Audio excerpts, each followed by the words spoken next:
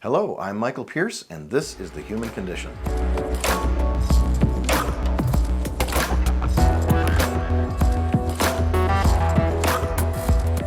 Today our topic is what conditions are elimination diets good for? And I thought I would bring you a little message from Peter Thiel, the famous guy who was part of the founder group of PayPal and other huge businesses, multi-billionaire. And he said, every business or industry has a dirty little secret that if you know about it, you can capitalize on and learn an awful lot, make a lot of money, or understand it completely.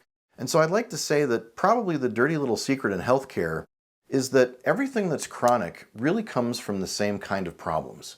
If you've got a chronic illness, it could be totally diverse. It could be something like a chronic musculoskeletal problem recurring in your foot, or it could be something like a digestive problem happening in your gut. Whatever it is that's chronic, there's really generally two problems outside of trauma that we deal with. And those are either you're getting something you shouldn't be getting, or you're not getting something that you need. So it's either a toxin or a nutrient. So if it's a toxin, it could be very highly toxic, or it could be something that's only mildly toxic, like you're getting too much of something that you shouldn't be getting. On the other hand, you could be missing something, and that would be something like a mineral or a vitamin or a protein or an amino acid or something. And so those are easy to fix with supplements and with diets that focus on refilling something that's been deficient. An elimination diet gets rid of something for some reason. So we've got to ask ourselves, what could we possibly need to get rid of in our lives? There are a few categories of this, and you might wonder, first off, why would I want to get rid of something to make myself get better if I have a disease or I have an illness or a chronic problem? And I think this goes back to the concept of biochemical individuality. Biochemical individuality was written about by many different people, but I think the 1956 book Biochemical Individuality by Roger Williams is the most important book on this subject for our purposes. And he studied with Linus Pauling and a bunch of other famous doctors that studied genetics and studied illness. And they essentially challenged the Mendelian idea that said that you have your genes and your genes are deterministic and they can't change and they don't change and they determine if you're going to get sick or not. And they determine how well you are, and whatever you inherit, that's what you got. You roll the dice, and whatever you're born with, that's the hand you're dealt, and you can't do anything about it. Well, Roger Williams was one of the first to really challenge this in writing and with research and studies to say that, our genes really aren't like that. Our genes are many, and they interact with each other, and they affect each other, and they can be turned up and down like a volume knob on a stereo, and so they can be expressed very highly or expressed very lightly, and they can interplay with each other. So what that means is that whatever you've been dealt with as a genetic combination, it doesn't mean that that's how your body's going to function, especially in different environments. If you get in an environment where there's more oxygen or less oxygen, if you get in an environment where there's more or less heavy metals, or if you get in an environment where there's more or less fuel or protein, you might find that you handle life differently. Your body does different things with stresses than somebody else's body. So biochemical individuality tells us that some people that eliminate something from their lives may have a profound effect on chronic disease. So imagine that you've got some kind of digestive problem and you do an elimination diet and it gets better. And one of your friends does the same elimination diet, eliminating the same thing. Maybe it's butter. They just decide that they're going to eliminate butter. And they don't get better. And you say, well, the elimination diet didn't work. Well, it didn't work for that person because of biochemical individuality. You've got to start to figure out what are some of the mechanisms that might be at work in my particular chronic problem, and what have other people written about. And then you do an experiment to get rid of those for a period of time that is long enough. And a lot of times you only need a couple of days. Sometimes you need a couple of weeks, and sometimes you need several months. It's very common that something like, getting rid of a food additive might take 30 days according to several publishers. And people that have problems with blood sugar are often better in 2 weeks, 14 days. Some people that have mild tummy aches are better if they stop a food in 3 or 4 days. And yet others that have lectin problems may take 12 to 14 weeks to get rid of the lectins in a meaningful way that they will actually feel better. And that might be somebody, for example, with arthritis. There are a lot of people that get arthritis from different foods. So while this presentation is not about an individual disease, the general concept is how do you figure out when you need an elimination diet based on what's wrong with you. And I would say that if you've got any chronic disease, you should think about an elimination diet of some kind. Because chances are you're ingesting something, whether it's you're breathing it in or you're drinking it or you're absorbing it through your skin. Maybe you're using personal hygiene products that are toxic to you. Maybe you're breathing bad air full of mold. Who knows? But whatever it is, you've got to eliminate something in many cases. So I think a good part of wellness and healing is to figure out and hypothesize, what could I need to eliminate from my life and my diet that could be causing a problem?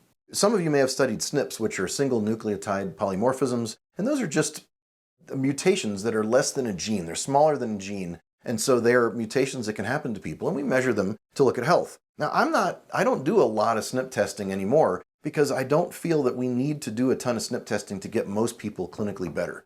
You can do it for chronic illness, and it will give you a lot of illumination and light on what might be wrong with your body, especially when you look at how genes interact with each other and how SNPs interact with each other. There are lots of interactions, and we still do not know what most of these mutations cause. But sometimes if you do measure those SNPs and you go on SNPedia and you look up the different genes and you see how they interact with each other, after quite a lot of work, you might be able to figure out that, hey, I just don't handle fat very well, or I don't handle cholesterol very well, or I have a set of genes that means I'm more likely to get this or that mental illness, or I'm more likely to deposit plaque in my arteries than somebody else. And so if you're one of those people, it can be very, very useful to work with a holistic doctor to study that stuff.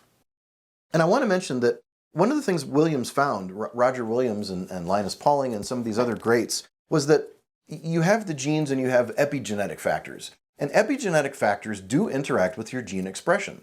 If you eat too much sugar or you turn your sugar down to a low amount, you might find you express genes differently. Genes for cancer and genes for insulin and genes for, making neurotransmitters in your brain. So changing your amounts of exposure to things in your life can really turn your genes up and down and turn off cancer genes in some cases, yes, which is quite dramatic. And in other cases, just modulate genes for something like dopamine or serotonin that might affect mental health, like depression or anxiety or bipolar. So the examples that I'm trying to show you are things that might be a problem in your life that you might get rid of and might make a difference for you. There are natural and there are man-made things that you want to get rid of. Some of the natural things that you might want to get rid of might be just how much carbs you have. It might be how much mold is in your life. You might have to explore mold and get rid of, mold from your life and not eat foods that have fermented foods, not eat anything with any mold in it, not eat any leftover foods, not breathe any air that has mold in it. Explore all of the different features of your home that might have water damage. One of the biggest things we end up dealing with in my job with neurology is people that have wet pipes because of poor insulation or leaky roofs. And so if they've got leaky shingles or some kind of a leaky wall, or they've got leaky pipes in their house that can condense the water that's in air, then they'll have wet pipes behind their walls, and that can feed mold. So it's very important to know that sometimes it's a thing that's not in your body. It's a thing that's in your house or your car or your workplace or your bathroom or your garage or wherever you spend some time. I mean, if you have a cabin or a studio or some other camper or a boat or something that gets folded up a lot with lots of canvas and lots of moisture, it's maybe seasonal, that could be a real source of problem. You might put your hunting clothes or your fishing clothes in a bin and close it up for half the year. When you open it up, it's full of mold and dust and all kinds of things. So you may have to look at those factors for your recreation.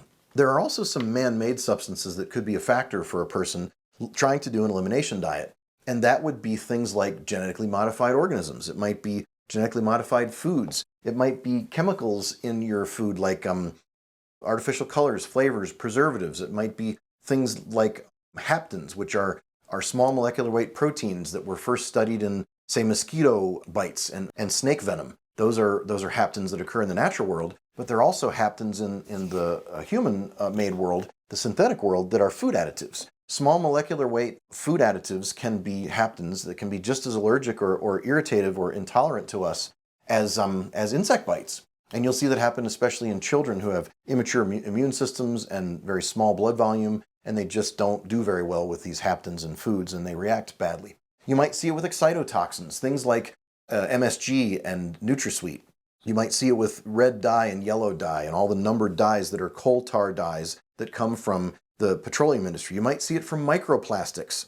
And you might even see it from electromagnetic waves and radiation. You might find that you have to eliminate electromagnetic radiation from your bed and from your home when you sleep, or from your home where you work, if you work from home, or if your office is bathed in electromagnetic waves. You might have to find a way to insulate your workspace at work, or your workspace at home, or your bed at home.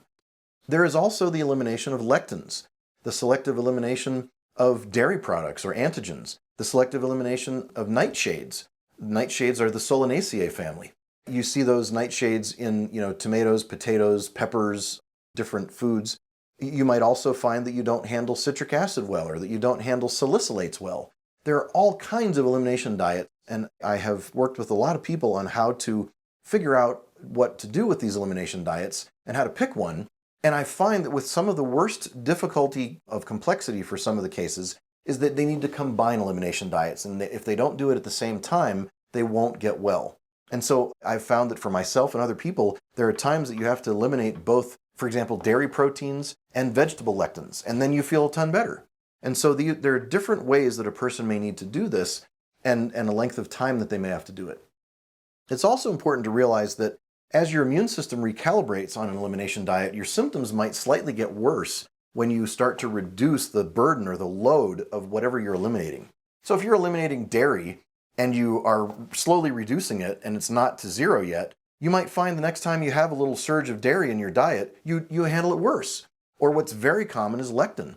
If you have lectin or grains like rice without gluten, you might find that when you eat less grains and then you have a meal of grains, all of a sudden you're a lot more mucousy, or you're a lot more eczema, or you have a lot more itchy ears because you produce mucus and you have problems with tolerating that particular food. So you might get more sensitive as you do an elimination diet, and you might feel like, wow, I used to tolerate a certain amount of this and now I tolerate less. That's pretty typical as a person goes through.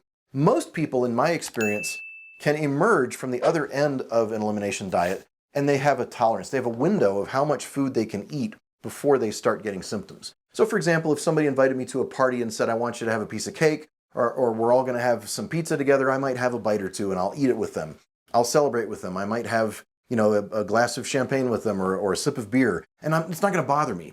But if I have a lot more, my body's going to react, and so might yours. So you'll find that there's a tolerance, and that you don't have to live like a monk. You might find that you can really live a life of balance and eat a little stuff when you want to, but not have that much. And you find your balance, and you know what your tolerance is, and you stay within that window of how much you can tolerate. To get to the actual illnesses, I want to talk about the categories.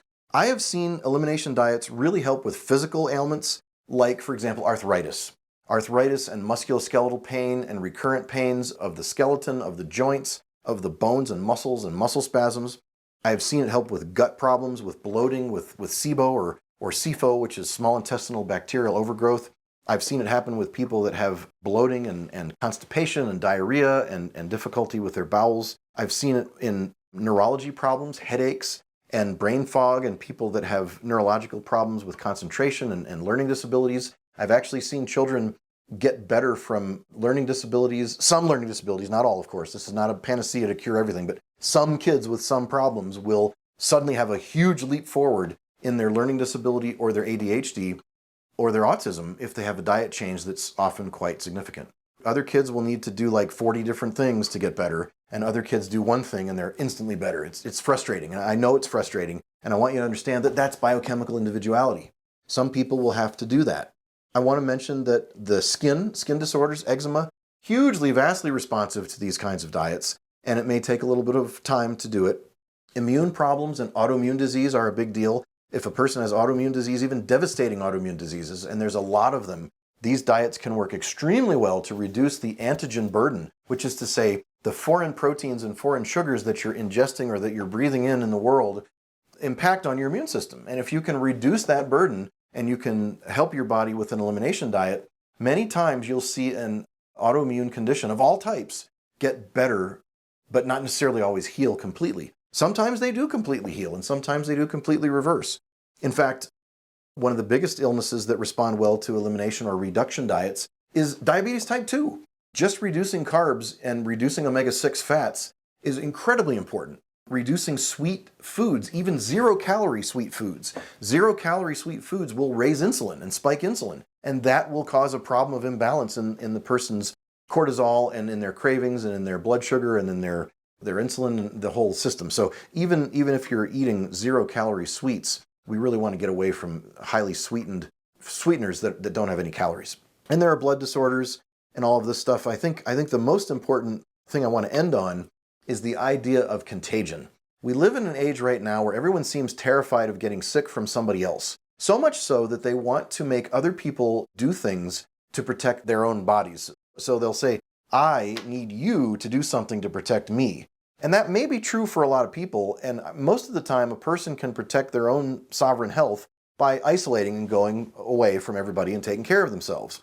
But most of the research out there in contagion shows that you cannot get healthy people sick by adding fluids from blood, by adding fluids from the sinuses, by sucking fluid from a boil, by taking things out of the body and putting it in through natural means, by blasting it in their nose or making them swallow it or blasting it in their face or blowing it into their eyes. All of these studies have been done, and largely people just don't get sick when the tested population is already largely healthy.